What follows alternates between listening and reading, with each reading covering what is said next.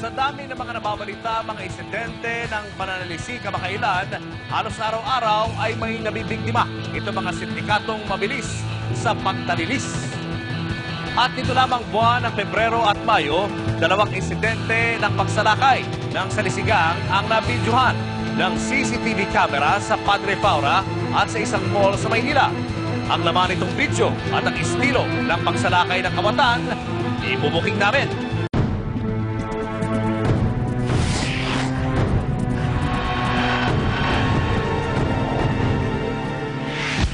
Naranasan mo na bang malingat ng atensyon? Masalisihan? At manakawan ng mga kawatan?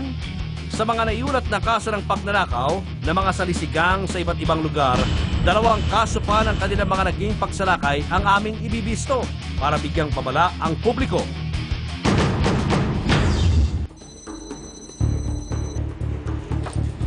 Ang unang insidente nangyari noong ika-25 ng Pebrero nitong taon. Kwento ng biktimang hiniling na itago ang kanyang pagkakakilanlan at nagpakubli sa pangalang Carol na biktima siya ng modus ng grupong salisigang sa isang gasolinhan sa may Blumentritt, Maynila. Noong February 25, nung napansin ko lumabas yung yellow gas light, nagdaan ako sa gas station sa Blumentritt, na corner Laon para ipa-fuel. Inantay ko lang hanggang matapos yung paklolot ng gas. Nung binalik na nila sa akin yung credit card, pagbalik ko sa kotse, napansin ko bakit wala yung bag ko na kung saan ko kinuha yung credit card. Naging palaisipan man sa kanya nung una kung paanong nawala ang bag na nasa loob ng sasakyan. Nasagot naman ang misteryo ng pagkawala nito nang mapanood na niya ang bidyong na idokumento ng CCTV camera sa naturang gasoline station. Sa CCTV, nakikita ang involved. May isang lalaki umiikot, tapos may isang lalaking nag-open ng door. Kumuha yung bag, inabot sa isang babae na may supot. Pinasa niya doon yung bag sa supot ng babae. Yun ang pinaka-ano. Yung iba, parang lang, nagdi-distract yung attention. Sa kopya ng CCTV video ito na nakuha ng biktimang si Carol mula sa gas station, makikitang pumarada noon ang kanyang maroon na CRV na sasakyan para magpagasolina ilang minuto bago mag-alas 11 ng umaga. Noong isang gasoline boy ang lumapit sa sasakyan para mag-asiste. Maya-maya pa, makikitang nagbukas ng pinto at bumaba sa sasakyan ang biktimang si Carol. Bumaba ako ng kotse. No? Pinataas ko yung hood.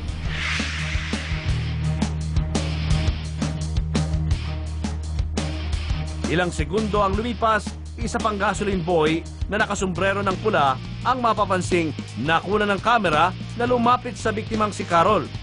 Habang abala itong si Carol sa pakikipag-usap sa mga gasoline boy ng istasyon, isang lalaking nakadilaw na t-shirt ang rumihistro sa CCTV camera na mapapansing lumapit sa kaliwang gilid ng sasakyan, saka lumipat sa kanan na tila may sinisipat sa loob nito.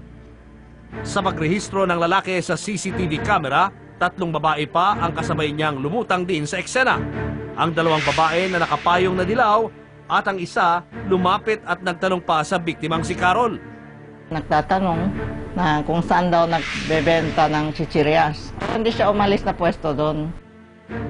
Habang abala noon ang atensyon ni Carol sa mga kausap, makikita sa video na tila may silipat rin sa loob ng sasakyan ang isa sa mga babaeng nakapayong. Samantalang ang isa, nagawang magtanong naman sa isang gasoline boy. Sa paglayo ng isa sa mga babaeng nakapayong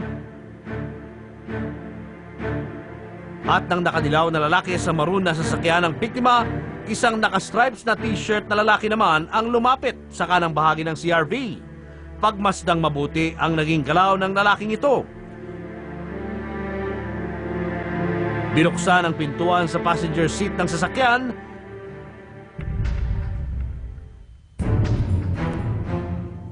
Kinuha ang bag sa loob at saka ipinasa sa isa pang babae na nooy nakaabang at may hawak na plastic bag na mabilis na isinilid doon ang bag ng biktima.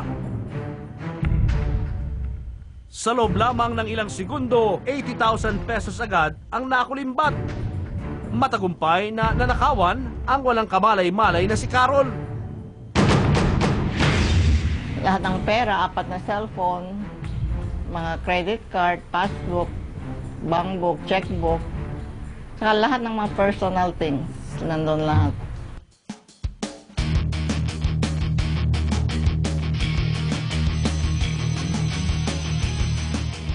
Nito namang ika-16 ng Mayo, nadukutan at nasalisihan rin ang biktimang nagpatago sa pangalang Sheila sa loob naman ng isang bookstore na matatagpuan sa loob ng isang mall sa Maynila.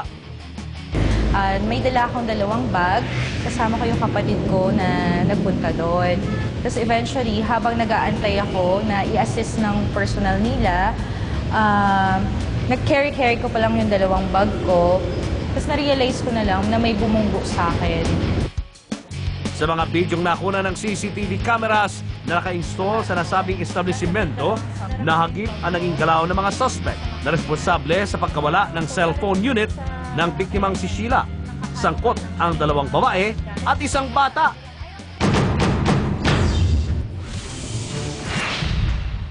Sa CCTV camera na nakapwesto sa entrance ng bookstore, makikita ang pagpasok ng babaeng nakaputing t-shirt at naka-shoulder bag habang may akay-akay na batang lalaki. Kasunod nila ay isang babae naman na nakasando.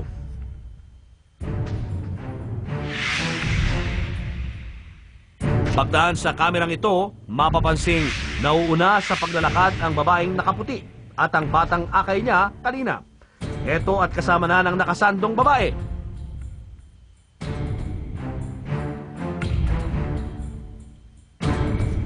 Sa kabilang kamera naman, na malapit sa isa sa mga kahera, makikita ang noy nakapink na biktimang si Sheila habang nag-iintay.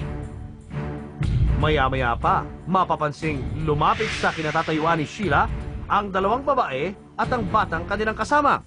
Dito, naging kahina-hinala na ang pagdikit na nakasandong babae at bata sa kaliwang bahagi ni Sheila, habang paikot-ikot naman sa kanyang likuran ang babaeng nakaputi na kumukuha pa ng mga panindang supplies.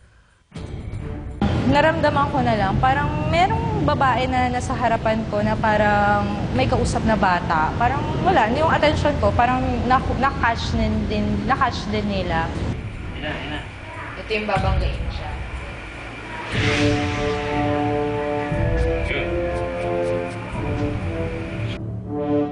Tapos na-realize ko na lang na may bumunggo sa akin.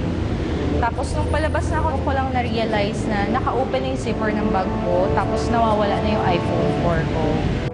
Sa loob lang ng ilang segundo, mula nang mabunggo, nawala na ang cellphone unit na nasa bulsa ng biktimang si Sheila.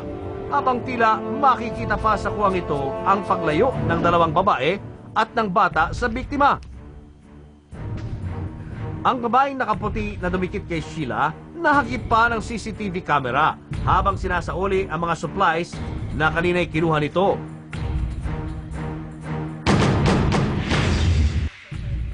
Ang karanasan ng mga biktimang sina Carol at Sheila, malinaw na modus ng mga miyembro ng salisigang.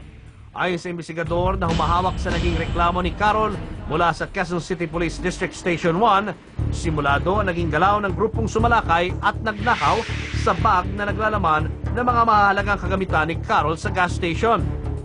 Simple lang pero organisado yung kanilang galaw. 6 or more na persons. May nakita kami mga 3 female and 3 male persons.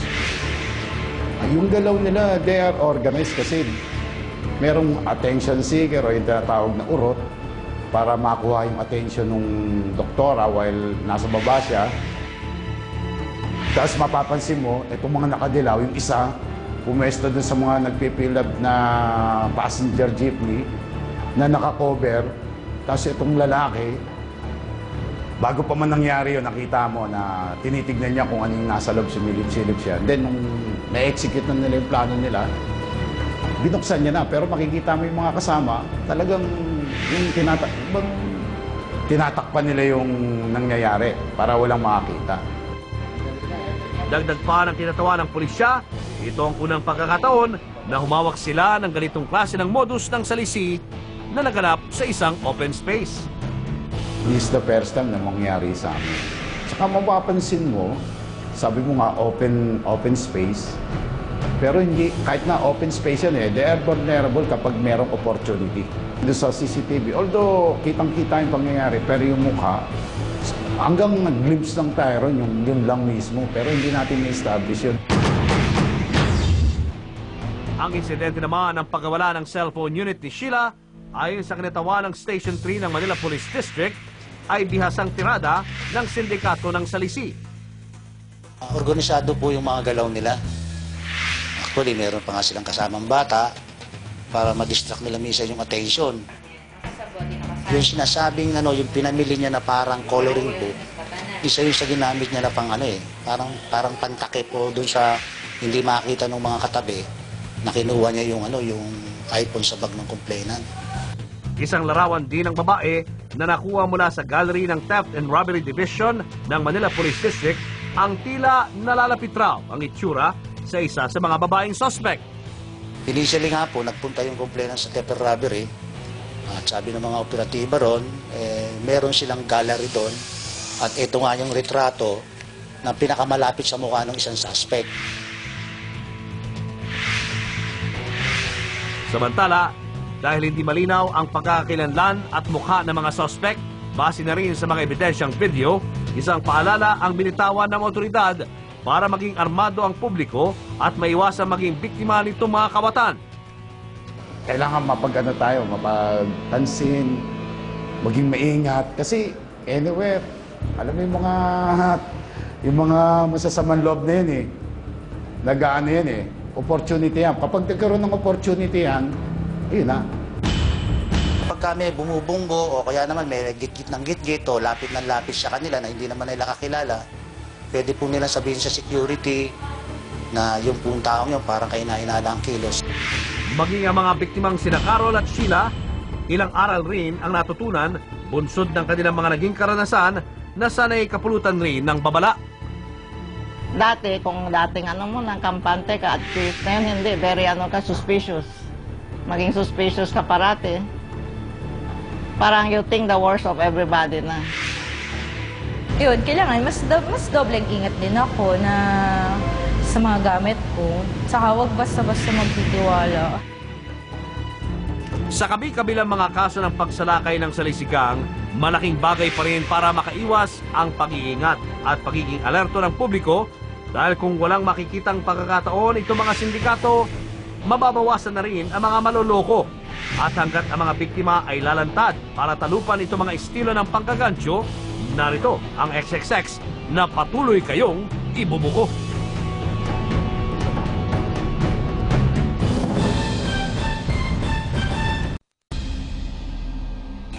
Kung meron po kayong alam na mga kaso ng katiwalian, mga modus operandi o namang kabalbalan na nais yung pa-expose at pa-imbisigahan o mga taong gumagamit sa aming programa sa kanilang kabulastugan, maaari po kayo tumawag sa 414-2539. Bukas sa aming tanggapan, Lunes hanggang Biyernes, alas 10 ng umaga hanggang alas 5 ng hapon. Maaari din kayo mag-email sa amin sa xxx@abs-cbn.com. Titiyak po namin ang pagiging confidential ng inyong katauhan. Ako si Julius Baba. Ako po naman si Anthony Taberna. Hanggang sa susunod na linggo ng mga eksklusibo at eksplosibong expose.